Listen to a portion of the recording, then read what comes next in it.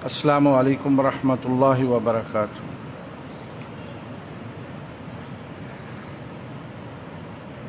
बिस्मिल्लाहिर्रहमानिर्रहीम। नहमदुहु व नुसल्ली व नुसल्लिमु अला रसूलिहिल करीम। अम्मा बाद फ़अऊज़ु बिल्लाहि मिनश शैतानिर रजीम। बिस्मिल्लाहिर्रहमानिर्रहीम। फ़स्अलू अहल ज़िक्र इन कुन्तुम ला तालमून।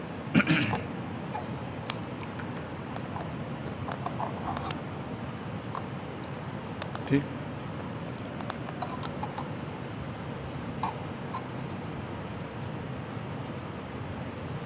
फ़ज़ीलत माब उलमाए किराम, वाजिबुल एहतराम अज़ीज़ान तलबा, सबसे पहले तो मैं शुक्रगुज़ार हूँ मरकज़ी जमीयत अहले हदीस गुजरांवाला और जामिया मोहम्मदिया के मुंतज़मीन का, जिन्होंने ये बहुत ही एक अच्छा प्रोग्राम तरतीब दिया है और तलबा की तालीम के साथ साथ उम्दा तरबियत का भी सोचा है। इसके साथ ही मैं शुक्रिया अदा करता हूँ अपने उन तमाम बही खाहों का, अपने दोस्तों का, अपने इन भाइयों का, जिन्होंने ये एतमाद किया और मेरे बारे में जो हुस्न एतमाद किया है उस पर भी मैं इनका शुक्रगुज़ार हूँ।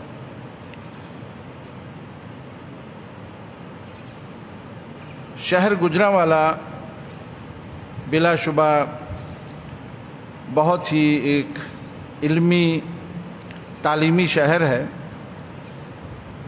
यहाँ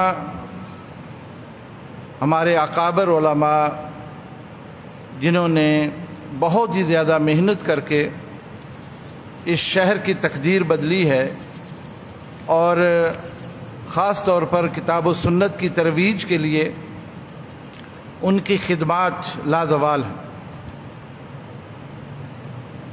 एक लंबी फ़हरिस्त जिसका तज़किरा अभी मुझसे पेशतर मौलाना इब्रार साहब फरमा रहे थे, वो शख्सियात जिन्होंने इस शहर में तबलीगी, दावती, इस्लाही और तालीमी काम करके बहुत ही उम्दा एक माहौल पैदा किया है।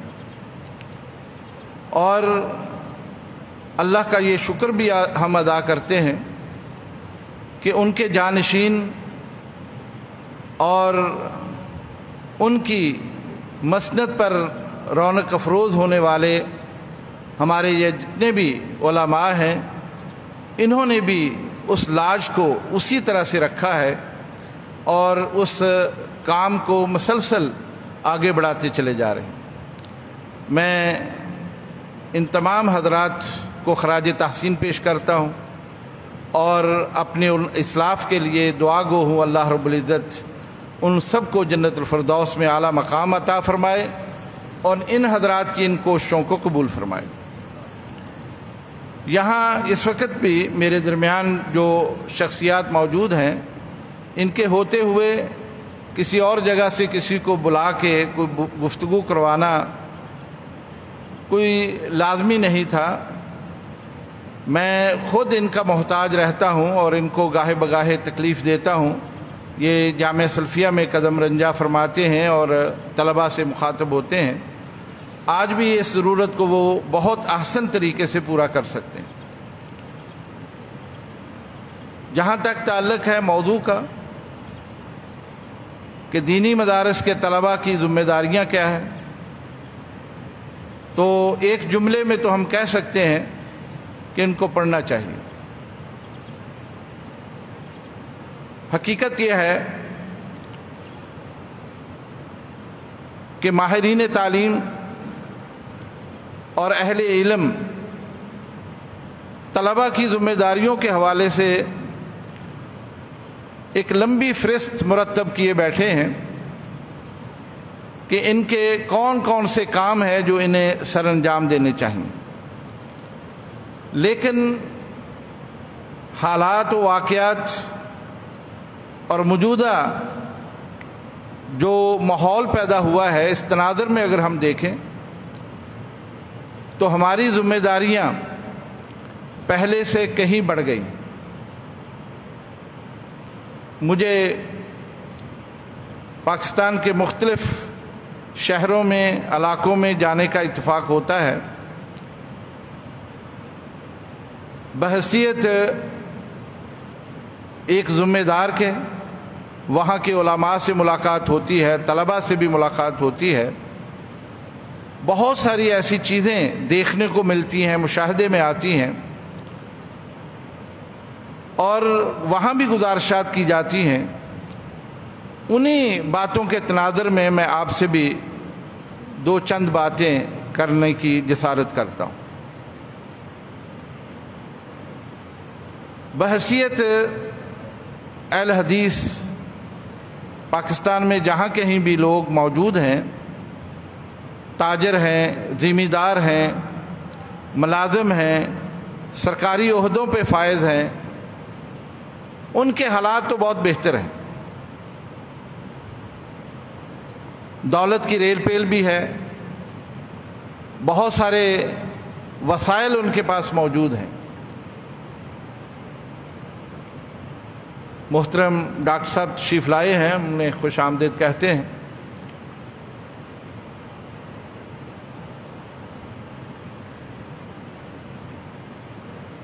میں ذکر یہ کر رہا ہوں کہ بحیثیت اہل حدیث تاجر، ذمہ دار، کاروباری حضرات، ان کے پاس دنیاوی وسائل کافی ہیں، ریل پیل ہے، سب کچھ ہے، لیکن جن چیزوں کو میں محسوس کر کے آیا وہ علمی انحطاط ہے۔ جہاں بھی جانے کا اتفاق ہوا، شدت کے ساتھ یہ چیز محسوس ہوئی۔ مدارس، ان میں طلباء کی تعداد دن بدن کم ہوتی چلی جا رہی، اور ایسے علماء، شیوخ الحدیث، مفتیان کرام، ان کی بھی کمی محسوس ہوتی۔ یہ وہ اہم مسئلہ ہے جس کی طرف نہ صرف مجھے بلکہ تمام علماء کو، پوری جماعت کو، اور تمام بہی خواہوں کو، اور ہمارے تمام وہ مالدار حضرات، ان سب کو توجہ دینے کی ضرورت ہے۔ کراچی سے لے کے پشاور تک چلے جائیں، کوئٹہ سے لے کے مظفر آباد تک چلے جائیں، بہت سارے ٹیلی فون، بہت سارے رابطے لوگ کرتے ہیں اور اساتذہ طلب کرتے ہیں۔ ایسے لوگ طلب کرتے ہیں جو ان کے ادارے کی ذمہ داری کو بھی نبھائیں اور تدریس کا کام بھی وہاں کریں۔ آپ یقین جانیے کہ ان کے حوصلے کے لیے ہم کہہ دیتے ہیں کہ اس کی تلاش ہم کرتے ہیں، لیکن ہمیں معلوم ہوتا ہے کہ کہیں سے دستیاب نہیں۔ میری اس بات کو آپ مبالغہ نہ سمجھیں، یہ میں بہت ہی کرب کے ساتھ اور اپنے دکھی دل کے ساتھ آپ کے سامنے یہ بات رکھ رہا ہوں کہ آنے والا وقت ہمارے لیے بہت بڑی آزمائش بن رہا ہے۔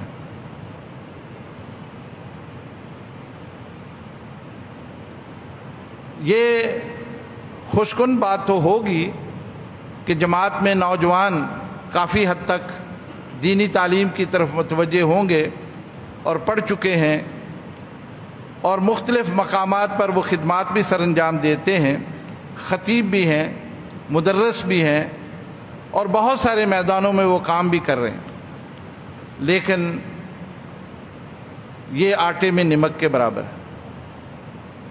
جس چیز کی ہمیں ضرورت تھی اس طرف ذرا بھی ہمارا دھیان نہیں جاتا ہے۔ ایسے ادارے بھی میری نظر سے گزرے کہ جہاں تعلیم کا سلسلہ صبح چلتا ہے اور 10 بجے ختم ہو جاتا ہے، اور باقی وقت طلبہ بازاروں میں گھومتے ہیں۔ ایسے ادارے بھی میں نے دیکھے کہ جہاں تعلیمی سلسلہ ظہر تک چلتا ہے اور اس کے بعد طلبہ فارغ ہے، اساتذہ ذرا بھی اس میں کوئی اپنی ذمہ داری نہیں سمجھتے، اور انتظامیہ یہ سمجھتی ہے کہ ہم خرچ کر کے انتظامات کر کے فارغ ہو گئے، اور طلبہ لاوارث ہو کے اپنا وقت گلیوں میں بازاروں میں ضائع کر رہے ہیں۔ پھر اس سے بڑھ کر وہ طلبہ جو پڑھتے بھی ہیں، جہاں کچھ انتظامات بھی ہیں، تو آج کل کے حالات نے ترجیحات بدل دی ہیں، طلبہ کی ترجیحات کچھ اور ہو گئی۔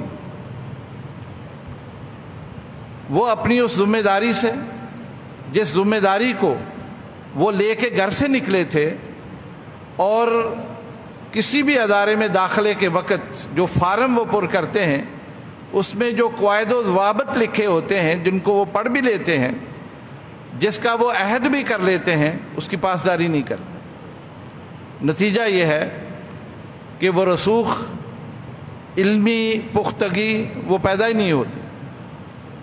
محض امتحانات کو پاس کر لینا یا کوئی سند یا ڈگری حاصل کر لینا، یہ ہمارا مطمع نظر ہے ہی نہیں۔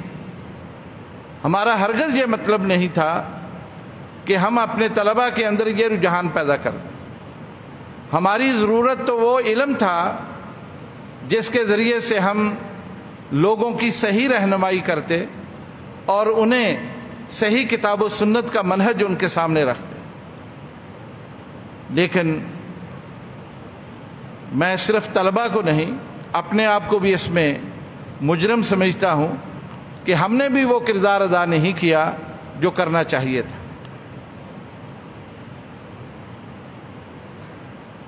عام طور پر کتابیں پڑھی جاتی ہیں، نصابی کتابیں تو محض ایک اصول کے طور پر سامنے رکھتے ہیں جس کے ذریعے سے آپ کسی بھی فن کو سیکھ سکتے ہیں، لیکن جب تک منتہی طلبہ خاص طور پر خارجی مطالعہ نہیں کرتے ہیں، وہ نصاب ان کا معاون نہیں بن سکتا۔ آج نصاب کی کتابیں بھی پڑھنا ہمارے لیے گراں ہیں، بہت مشکل بنا ہوا ہے۔ کلاسوں میں موجود ہیں، ان کی روح غائب ہے۔ طلبہ کلاس میں موجود ہیں لیکن توجہ کسی اور طرف ہے۔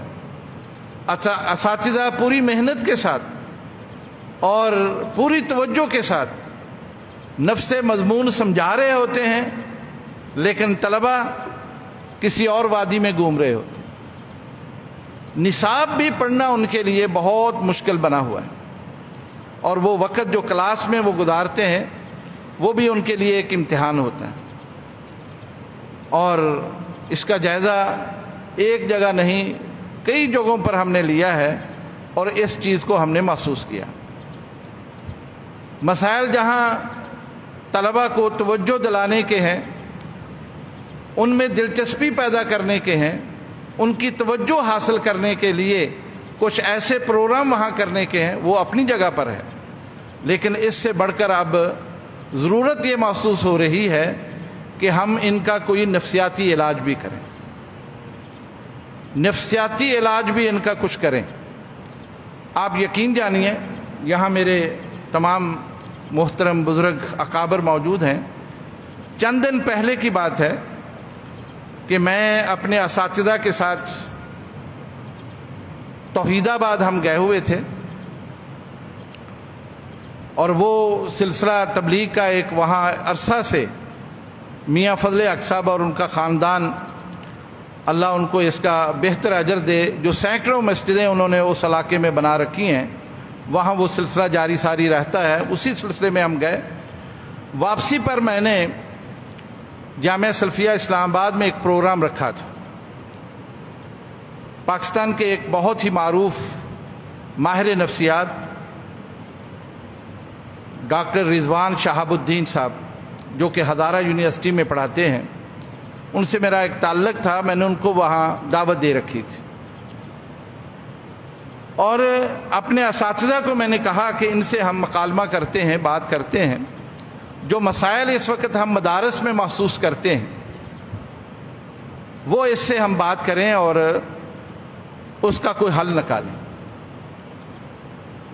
کون سی وہ چیزیں ہیں جن کے کرنے سے ہم طلباء کو تعلیم کی طرف راغب کر سکتے ہیں، ان میں دلچسپی پیدا کر سکتے ہیں اور انہیں ان مقاصد تک لے جا سکتے ہیں جن کے لیے یہ خود بھی ان مدارس میں موجود ہیں اور جن کے لیے یہ بڑی بڑی بلڈنگیں، بڑی بڑے ادارے اور ان کے کروڑوں کے اخراجات ہو رہے ہیں۔ جب ان سے ملے اور یہ نشست ہماری تقریباً 4 گھنٹے وہاں رہی، وہاں کے مقامی اساتذہ بھی اس میں شامل رہے، جو باتیں ہم نے ان سے کہی اور جن چیزوں کو انہوں نے ہمارے سامنے رکھا ہے، تو میں یہ سمجھتا تھا کہ جب تک ہم ان مسائل کو حل نہیں کرتے ہم اپنے ہدف کو نہیں پہنچ سکتے۔ دیکھیے، تعلیم وہ انسان اپنے تجربات، اپنی مہارت، اپنا علم، اپنی کارکردگی دوسروں تک منتقل کرنے کا ایک ذریعہ ہوتی ہے۔ تعلیم اسی کو کہتے ہیں، لیکن یہ اس وقت منتقل ہوتی ہے جب طالب اور مطلوب دونوں چیزیں نفسیاتی طور پر ملتی ہوں۔ حالت یہ ہے کہ جہاں اساتذہ محنت کر کے آتے ہیں وہ طلباء کے اس مزاج کو نہیں سمجھتے جس مزاج کے ساتھ ان کو وہ بات کرنی ہے، اور طلباء کے اندر یہ کمی محسوس ہوتی ہے کہ وہ اس تیاری کے ساتھ اس مجلس میں نہیں آتے ہیں جس کی وہاں ضرورت ہوتی ہے۔ وہ ایک جیسے انسان ڈیوٹی پہ جاتا ہے نا، ایک وقت گزارنے کے لیے جاتا ہے کہ میری اب یہ ذمہ داری ہے کہ صبح 8 سے لے کے 2:30 بجے تک میں نے کلاس میں رہنا ہے، وہ ایک ذمہ داری سمجھ کر، ایک ڈیوٹی سمجھ کر وہ کلاس میں اپنے وجود کو ظاہر کرتا ہے اور ذرا بھی کسی مضمون کے بارے میں اسے کوئی دلچسپی نہیں ہوتی، اور استاد یہ سمجھتا ہے میری یہ ذمہ داری اور ڈیوٹی ہے کہ میں نے اس سبق کو ان کے سامنے دہرانا ہے۔ نتیجہ یہ ہے کہ اس کا نتیجہ 0 آتا ہے۔ میں دکھی دل کے ساتھ یہ بات کر رہا ہوں اور اپنے اس تجربے کی روشنی میں میں یہ بات محسوس کرتا ہوں۔ وہ نفسیات جو ایک استاد کو سمجھنی چاہیے، اور جب تک استاد اور طالب علم کی نفسیات ایک نہیں ہوتی ہیں بات بنتی نہیں۔ آپ طلباء اس وقت جس مرحلے سے گزر رہے ہیں وہ وقت دور نہیں ہے جب آپ بھی انہی مسندوں کے اوپر آ جائیں گے، آپ کی ذمہ داریاں بھی یہی آ جائیں گی، لیکن اس وقت آپ کے پاس وقت نہیں ہوگا کہ آپ اس کے لیے صحیح طریقے سے تیار ہوں۔ یہی وقت ہے کہ آپ اپنے آپ کو اس کے لیے تیار کریں اور وہ ذمہ داری اور وہ بوجھ اٹھانے کے لیے اپنے آپ کو تیار کر لیں۔ بات میں اس ماہر نفسیات کی کر رہا تھا، جب ہم نے اپنے مسائل ان کے سامنے رکھے تو اس نے اس بات کو محسوس کیا کہ یہ محض ایک دینی اداروں کا نہیں، اس وقت پوری قوم جس کشمکش میں مبتلا ہے اور جن حالات سے دوچار ہے اس کے اثرات تمام شعبہ ہے زندگی کے اوپر آ گئے، اور یقیناً ہم بھی اس سماج کا حصہ ہیں۔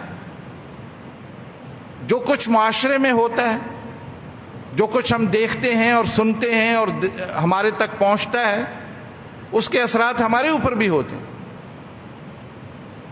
اور جب تک ہم اس سے اپنے آپ کو الگ کر کے ایک خاص ماحول میں پروان نہیں چڑھاتے ہم اپنے مقصد میں کامیاب نہیں ہو سکتے۔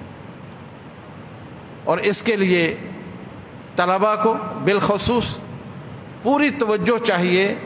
سب سے بڑھ کر انہیں اس بات کا احساس ہونا چاہیے کہ وہ دوسرے طالب علموں سے بہت مختلف، اس لیے کہ وہ لوگ جو کسی کالج میں یونیورسٹی میں پڑھتے ہیں اور وہ علم پڑھتے ہیں جس کے ذریعے سے انہوں نے کوئی ہنر سیکھنا ہے اور اس ہنر کے ذریعے سے انہوں نے روزگار حاصل کرنا ہے، آپ کی حیثیت ان سے مختلف ہے۔ آپ جو کچھ پڑھتے ہیں یہ ہنر نہیں ہے، یہ وحی کا علم ہے۔ آپ اس کو پڑھ کر لوگوں کے ایمان کے محافظ بنیں گے، آپ اس علم کو پڑھ کر ان کے عمل کے لیے رستے ہموار کریں، اس لیے آپ کی حیثیت ان سے بہت مختلف۔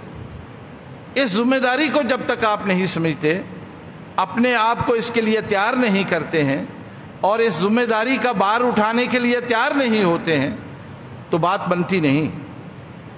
اس لیے پہلی بات تو میں آپ سے یہی عرض کروں گا کہ آپ اپنے آپ پر ذرا غور کریں کہ آپ آئے کس لیے، وہ کون سے مقاصد لے کے آپ گھر سے نکلے تھے، اور یہ 4 5 6 سال جو آپ نے گزارے ہیں کسی بھی ادارے میں، اس میں جو تبدیلیاں آتی رہی، آپ کی سوچ میں جو تبدیلی آتی رہی، گرد و پیش کے حالات نے جو آپ کو متاثر کیا ہے، اس کے بعد آپ کے مقاصد کیا بنے ہیں اس پر غور کریں۔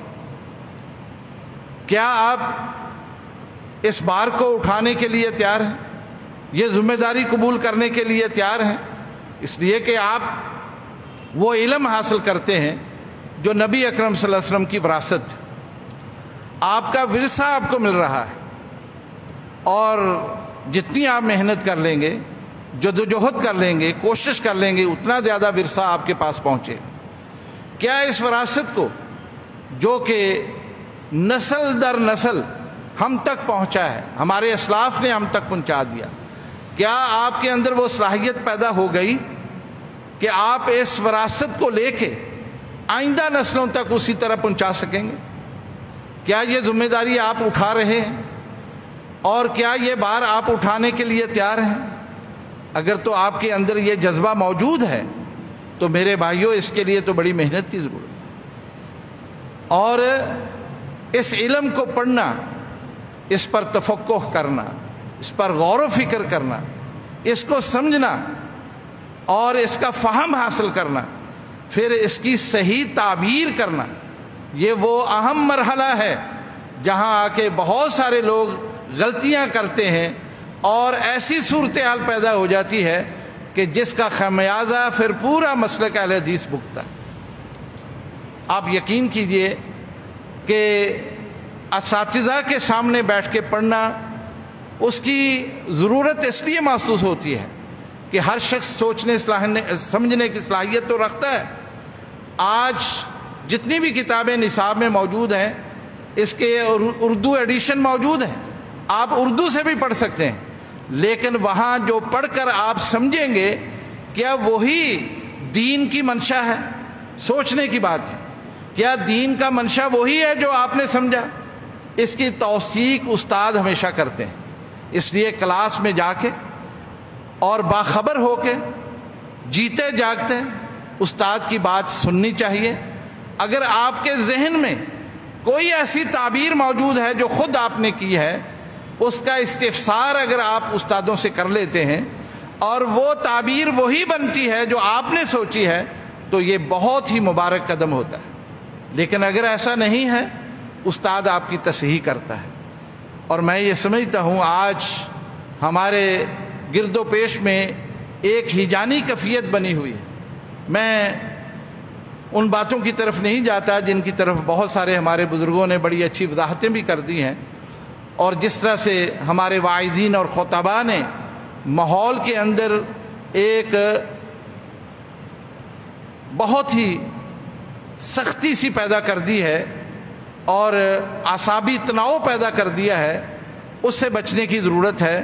اور اس کی ایک وجہ صرف یہی ہے کہ جو کچھ وہ پڑھتے ہیں، جو سمجھتے ہیں، اس کی صحیح تعبیر نہیں۔ قرآن اور حدیث کی صحیح تعبیر جس شخص کو آ گئی آپ یقین جانیے وہ کامیاب ہو گئے، اور اسی کے لیے یہ مدارس موجود ہیں، اسی کے لیے یہ اساتذہ موجود ہیں، اسی کے لیے تعلیم کا یہ اہتمام موجود ہے۔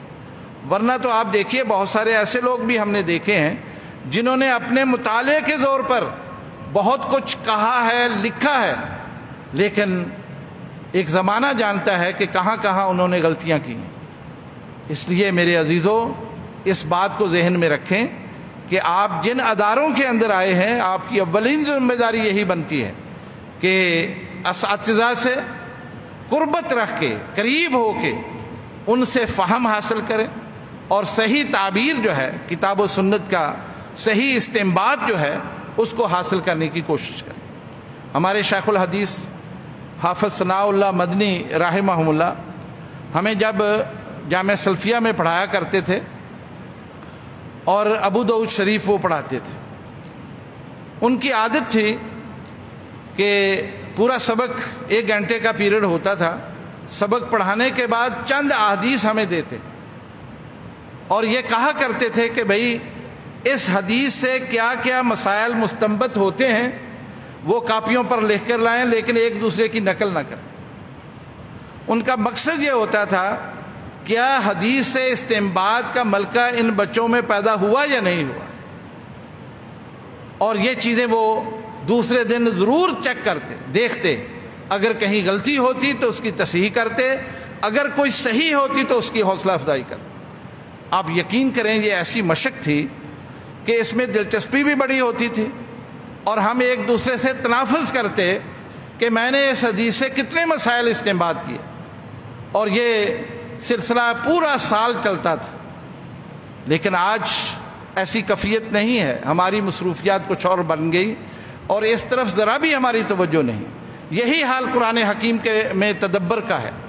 قرآن حکیم کا سادہ ترجمہ پڑھ لینا یا نصابی تفسیریں پڑھ لینا، جلالین پڑھ لی ہے، بیضاوی پڑھ لی، فتح القدیر پڑھ لی ہے یا ابن کثیر پڑھ لی ہے، اور از خود ان آیات پر جو احکامات کی ہیں، نواہی کی ہیں، یا بہت ساری اور جن میں تدبر کا حکم دیا گیا ہے، کیا ہم نے کبھی کوشش کی ہے کہ اس پر ہم بھی اپنی کوئی رائے قائم کر کے دیکھیں؟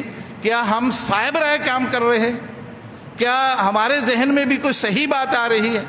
یہ ساری باتیں بہت ہی ضروری تھی، جس کی طرف سے ہماری سب کی توجہ ہٹی ہوئی۔ میں آپ تمام طلباء سے یہ گزارش کروں گا، خاص طور پر جو منتہی طلباء ہیں، وہ یہ کام، یہ سلسلہ شروع کریں، اپنے اساتذہ کا قرب حاصل کریں، بڑے اساتذہ کی صحبت میں بیٹھیں اور یہ ملکہ اپنے اندر پیدا کرنے کی کوشش کریں۔ دوسری بات میں جو محسوس کرتا ہوں وہ فتویٰ ہے۔ ہمارے ہاں مدارس میں یقیناً ایسے اساتذہ جو بڑے منصب کے اوپر بھی ہوتے ہیں، بڑے استاد ہوتے ہیں، وہی یہ ذمہ داری نبھاتے ہیں، اور اس ادارے کی طرف سے فتویٰ بھی وہی صادر کرتے ہیں، لیکن معاشرے میں جو پھیلے ہوئے لوگ ہیں وہ سارے مدرسے تک نہیں پہنچتے ہیں۔ کوئی مسجد تک ہے، کوئی آپ کے وعظ کے بعد آپ تک پہنچتا ہے، کہیں آپ تقریر کے لیے گئے تو آپ تک پہنچتا ہے، اور آپ سے وہ مسئلے دریافت کرتے ہیں۔ کیا آپ کے اندر وہ صلاحیت موجود ہے کہ کوئی شخص آپ سے طلاق کے مسئلے پوچھتا ہے، خلا کے مسئلے پوچھتا ہے، کاروباری مسائل پوچھتا ہے، اقتصادیات کے مسائل پوچھتا ہے، ربا کے بارے میں پوچھتا ہے، اور اسی طرح سے بہت سارے اور مسائل ہیں جو سماج میں اس وقت پائے جاتے ہیں؟ کیا آپ کے اندر وہ صلاحیت موجود ہے کہ آپ ان کی وضاحت اور توضیح کر سکیں؟ میرے بھائیوں، یہ اس قدر اس مسئلے سے ہماری توجہ ہٹی ہوئی ہے کہ ہم نہ کرنا تو اپنی توہین سمجھتے ہیں نا، کہ ہم کسی کو یہ کہہ دیں کہ مجھے نہیں آتا، یہ تو ممکن نہیں ہے۔ ہم ضرور کوئی نہ کوئی مسئلہ تو بیان کریں گے، لیکن یاد رکھیں آپ کے بیان کردہ مسئلے پر اگر وہ عمل کرتا ہے اور وہ اگر صحیح نہیں ہے، آپ کسی حرام کو حلال کر رہے ہیں تو ذمہ دار تو آپ ہی بنتے ہیں۔ تو اس لیے بہت نازک مسئلہ ہے، اس طرف توجہ دینے کی ضرورت ہے۔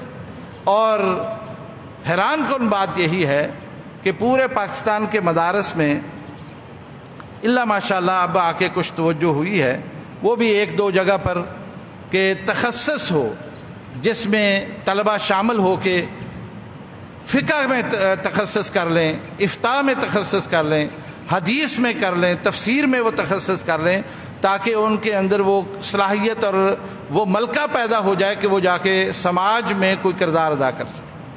پورے پاکستان میں کسی بھی ادارے کے اندر یہ تخصص نہیں۔ میں یہاں اپنے ان تمام بہی خواہوں سے جو اس وقت میرے اکابر یہاں موجود ہیں، ان کی خدمت میں بھی گزارش کروں گا کہ گوجرانوالا شہر بہت ہی ایک درخیز شہر ہے، بہت شاندار شہر ہے، اور اس کا ماضی بڑا تابناک ہے۔ یہاں کے اکابر علماء نے یہ کردار بہت شاندار طریقے سے ادا کیا۔ تو میری آپ سے بڑی ہی درد مندی کے ساتھ یہ گزارش ہے کہ آپ بھی تخصص کا کوئی ایسا شعبہ یہاں کسی بھی ادارے میں قائم کریں، اور ان طلباء کو جو فارغ التحصیل ہو جاتے ہیں کم از کم 1 سال کے لیے ان کو اس میں لگائیں، اور ان میں وہ مہارت پیدا کر دیں کہ یہ ہماری اس کمی کو پورا کر سکیں۔ اس کے ساتھ یہ بات بھی ہم محسوس کرتے ہیں کہ وہ ادارے جو ہمارے پورے پاکستان میں پھیلے ہوئے ہیں انہیں منتظمین کی ضرورت ہوتی ہے، ایسے رجال کار کی ضرورت ہوتی ہے جو تدریس کے ساتھ اس کا انتظام و انصرام بھی کر لیں۔ میرے پاس بے شمار لوگ رابطے کرتے ہیں کہ کوئی ایسا شخص ہمیں دے دو جو ادارے میں تدریس کے ساتھ انتظامیہ کا مسئلہ بھی حل کر دے، لیکن سچی بات یہی ہے جب ہم گرد و پیش پر نظر دوڑاتے ہیں تو بڑی مایوسی ہوتی ہے۔ آپ یہ کام دوران تدریس جب پڑھتے ہیں، آپ بطور طالب علم جب ہوتے ہیں، یہ کام سیکھ سکتے ہیں، ادارے کے ساتھ آپ منسلک ہو سکتے ہیں، ان شخصیات کے ساتھ جو انتظامی امور سر انجام دیتے ہیں ان کا قرب حاصل کر کے یہ سارے کام آپ سیکھ سکتے ہیں۔ میرے بھائیوں، یہ ادارے ہم نے ہی چلانے، ہماری ہی یہ ذمہ داری بنتی ہے۔ ہمارے ہاں یہ ماحول ہے کہ کوئی استاد منتظم ہو تو وہ کامیاب ہوتا ہے، اگر منتظم استاد نہیں ہے طلبہ اس کو قبول نہیں کرتے ہیں۔ نتیجہ یہ ہے کہ ان اداروں کے اندر ہم نے دیکھا ہمیشہ چپلس رہی، ہمیشہ وہاں مسائل کھڑے رہے۔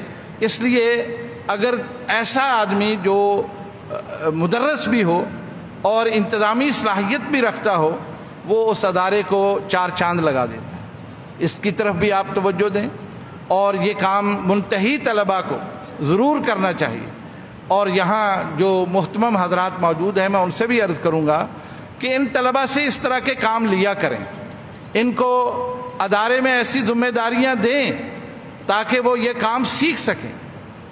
طلباء کی نگرانی کا کام ہو، آخری طلباء کو ان کی نمازوں کے اوپر ڈیوٹی لگا دیں، مطالعے کے اوپر ڈیوٹی لگا دیں، جو ہفتہ وار پروگرام ان کے ہوتے ہیں، اسبوعی اجلاس ہوتے ہیں، ان پر ان کی ذمہ داری لگا دیں تاکہ یہ کام سیکھ سکیں اور آئندہ زندگی کے اندر جا کے اس کام کو بہتر طریقے سے کر سکیں۔